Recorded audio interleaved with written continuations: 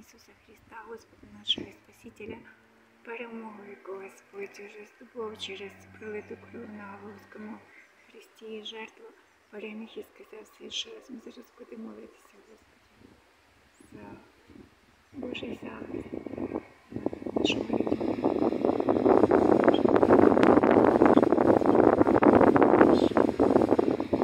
Просим Бога спасти і зберегти від всіх лісорубів і проти всякої клевети на церкви, на їхніх людей.